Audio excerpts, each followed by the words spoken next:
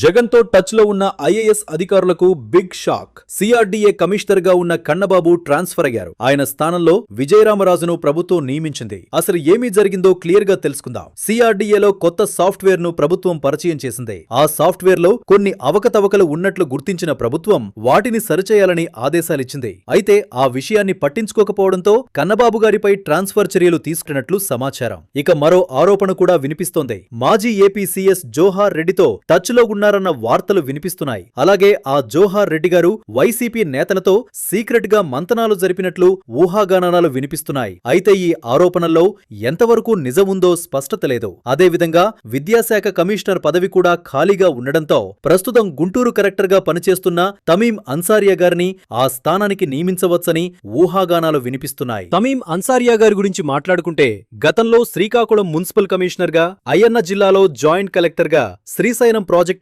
Special collector గా సేవలందించారు. ప్రస్తుతం Guntur collector గా తన సేవలను కొనసాగిస్తున్నారు. ఆమె ఎన్నో సందర్భాల్లో ఆకస్మిక తనిఖీలు నిర్వహిస్తూ ప్రజల సమస్యలను పరిష్కరించడంలో చురుకుగా పనిచేశారు. సామాజిక న్యాయం, అభివృద్ధి కార్యక్రమాలు, క్రమశిక్షణతో కూడిన పాలనలో మంచి పేరు సంపాదించారు. ఇప్పుడామె విద్యాశాఖ కమిషనర్ గా వస్తే విద్యాశాఖ మంత్రి నారా లోకేష్ గారితో కలిసి మరిన్ని సంస్కరణలు తీసుకువస్తారని ఆశిద్దాం.